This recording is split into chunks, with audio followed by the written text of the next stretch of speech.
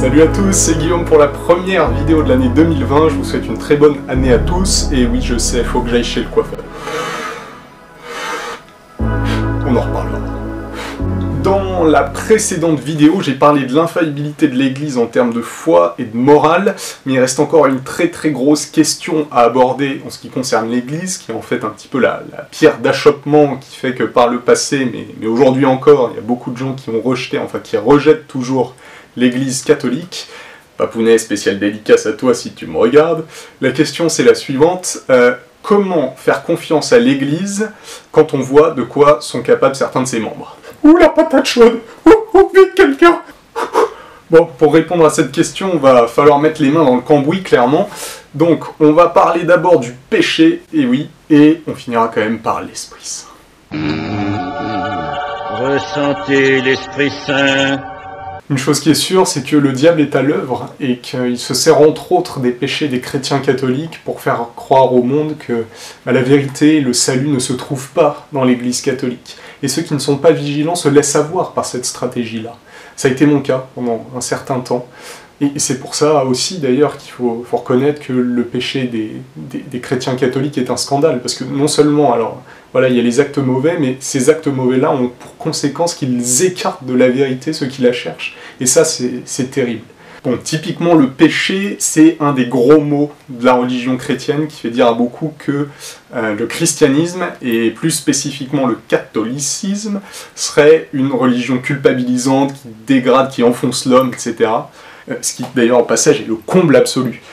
Puisque quand on connaît un petit peu le christianisme, quand même, on sait que c'est par excellence la religion de la libération de l'être humain.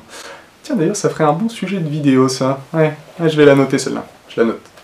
En attendant, revenons-en au péché. Alors déjà, le premier truc à savoir en ce qui concerne le péché, c'est que ça désigne pas simplement la somme de nos mauvaises actions au cours d'une journée, ou même au cours de notre vie. En fait, c'est beaucoup plus profond que ça. Ça renvoie à la corruption de la nature humaine dans toutes ses dimensions. Ouais, rien que ça. Je m'explique. Au départ, au moment de notre création, Dieu crée l'homme à son image, donc parfait, sans péché. Puisque Dieu, qui est parfait, ne peut pas créer quelque chose qui serait mauvais. Dieu est complètement étranger au mal. La corruption de l'être humain est advenue plus tard, indépendamment de la volonté de Dieu. Pour résumer les premières pages de la Bible, dans la Genèse, ce qui s'est passé, c'est qu'à un moment donné de l'histoire de l'homme a décidé d'utiliser la liberté que Dieu lui avait donnée, mais pour faire le mal. Donc c'est-à-dire pour faire le contraire de ce pourquoi il avait été créé, c'est-à-dire aimer Dieu et aimer les autres. Et là, il faut bien prendre la mesure de ce qui s'est passé, parce que c'est pas juste une petite erreur en chemin qu'on pourrait effacer tranquillement pour passer à autre chose. À ce moment-là, l'être humain a choisi librement de se détourner de son créateur. Je sais pas si vous vous rendez compte, enfin, c'est complètement dingue, c'est même incompréhensible, en fait, c'est de la folie furieuse. Alors, ok, il a été tenté par le diable, mais c'est quand même lui qui est responsable de cet acte, c'est lui qui a décidé de faire ça. Et la conséquence de cet acte, ça a été une profonde dégradation dans le lien qui l'unissait à Dieu depuis l'origine. À tel point que Dieu et le bien, c'est la même chose, finissent par devenir un étranger pour l'homme. Ça va même plus loin que ça. En fait, en commettant le péché, l'homme a été aliéné en profondeur. Le mal a corrompu, altéré véritablement notre nature humaine. Ce qui fait que lorsqu'un être humain naît, aujourd'hui, il est atteint lui aussi par ce mal. Il a lui aussi à l'intérieur de lui ce refus de Dieu en puissance, ce penchant naturel vers le mal. Ça, on n'y peut rien, c'est en nous. Donc le fait qu'on soit pécheur, ça, on n'y peut rien, c'est depuis la naissance. Par contre, le truc qui nous concerne tous, c'est la lutte contre le mal, la lutte contre le péché par lequel on est atteint. Ça, c'est notre affaire à tous. C'est un petit peu comme un sport de combat collectif. C'est ensemble, en soutenant les uns les autres, qu'on vient à bout du mal. D'accord, et donc l'Esprit Saint dans tout ça? J'y viens, mais avant de pouvoir parler du rapport entre l'Église et l'Esprit Saint, c'est d'abord important d'avoir cette base en ce qui concerne l'être humain. Il faut vraiment en être conscient. L'être humain est abîmé en profondeur. On est tous atteints par le péché qui fait que nous faisons le mal tous les jours, et pas qu'un peu. En réalité, on est même incapable d'aimer. Parce qu'il se trouve que même lorsqu'on a l'impression d'être en train de faire le bien, il se trouve que souvent on est là encore en train de faire le mal. Parce que le péché nous a tellement aliénés qu'on n'est même plus capable de faire la distinction entre le bien et le mal, à cause de l'aveuglement du péché. Et ça, je trouve que ça donne une idée de la profondeur de notre déchéance, et du coup, du besoin immense qu'on a d'être sauvé par Dieu. J'en viens donc à l'Église et à l'Esprit Saint. L'Église est composée d'hommes et de femmes qui sont des pécheurs exactement comme vous, des gens tout crasseux qui sont pas capables de faire la différence entre le bien et le mal, comme moi. Le point commun entre les chrétiens et les non-chrétiens, c'est qu'on est tous atteints par le péché de la même manière. Donc on est tous autant pourris de l'intérieur les uns que les autres, et qu'on a tous en fait la capacité de faire les trucs les plus atroces les uns que les autres si on n'est pas vigilant. Ça vaut aussi bien pour quelqu'un qui a reçu le baptême que pour quelqu'un qui l'a pas reçu, que pour une religieuse, que pour un prêtre, que pour le pape même. Bref, l'Église est composée d'hommes et de femmes qui sont des pécheurs, des pauvres petits, comme toi. Et pourtant, l'Église est sainte. What? Je savais que vous réagiriez comme ça. L'Église est sainte pas parce qu'elle serait composée de gens purs, sans péché, c'est clairement pas le cas. L'Église est sainte parce que Dieu lui-même l'a fait participer à sa propre vie, à sa propre divinité, et donc à sa propre sainteté.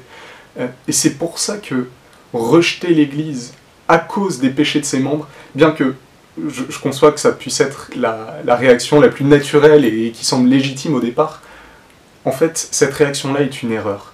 Parce que, alors ça va peut-être sembler fou, ce que je vais dire, mais le péché ne tient pas Dieu à l'écart. Le fait que les hommes soient pécheurs n'empêche pas Dieu d'agir. Paradoxalement, il fait se précipiter Dieu vers l'homme, dans le but de le tirer de son impasse. Oui, les chrétiens sont des pécheurs, pas de doute là-dessus.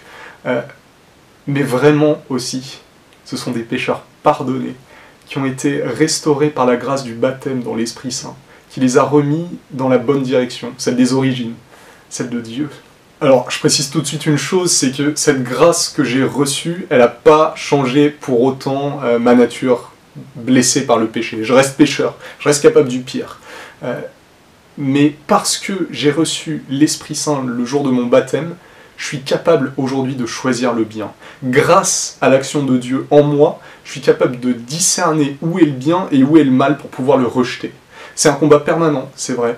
Et même souvent, je dois dire, je suis plus volontiers attiré par le péché que vers la lumière, mais pour autant, Dieu est toujours là pour me rattraper. Et c'est ça qui compte, que Dieu soit là en dépit de notre péché, que Dieu soit véritablement présent dans son Église, bien que les hommes qui la constituent soient des pécheurs. Alors, c'est vrai que c'est un challenge pour notre foi. Est-ce que j'ai assez de foi pour accepter que Dieu est tellement grand qu'il puisse se servir d'un pécheur pour faire le bien? Et même qu'il est tellement grand qu'il choisit des hommes pécheurs pour nous dispenser ses grâces, pour nous donner l'Esprit Saint carrément. Waouh! C'est vrai que c'est plutôt contre-intuitif au départ. Est-ce que j'ai assez de foi et de bon sens finalement pour accepter que les péchés des membres de l'Église n'altèrent en rien le message de l'Évangile que l'Église annonce, mais qu'en fait paradoxalement, il le confirme? Personne, même pas le plus grand pécheur, même pas celui qui accomplit les actions les plus abominables, personne ne peut souiller Dieu et son évangile. Par contre, l'inverse est vrai. Même le plus grand pécheur, même celui qui a fait les trucs les pires dans sa vie, même celui-là peut être sauvé par Dieu et devenir un saint, s'il accepte de se laisser sanctifier par Dieu, en recevant l'Esprit Saint à l'intérieur de l'unique Église catholique, sainte et apostolique, que Jésus-Christ nous a donné pour nous donner sa vie. Amen. Je vous laisse avec le passage de l'Évangile selon saint Jean, dans lequel Jésus s'approche de Pierre, qui va devenir donc le premier chef de son Église, juste après sa résurrection. Donc juste après que Pierre ait trahi à un moment Jésus durant sa passion, en niant le connaître à 3 reprises.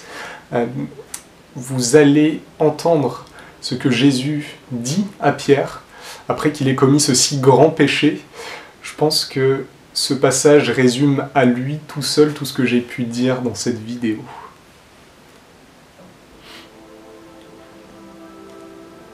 Quand ils eurent déjeuné, Jésus dit à Simon-Pierre, « Simon, fils de Jean, m'aimes-tu plus que ceux-ci » Il lui répondit, « Oui, Seigneur, tu sais que je t'aime. » Jésus lui dit, « fais paître mes agneaux.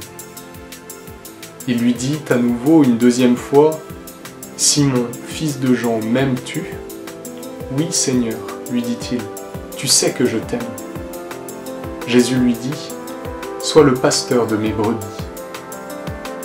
Il lui dit pour la troisième fois, Simon, fils de Jean, m'aimes-tu? Pierre fut peiné de ce qu'il lui demandait pour la troisième fois, m'aimes-tu? Et il lui dit, Seigneur, tu sais tout, tu sais bien que je t'aime. Jésus lui dit, fais paître mes brebis.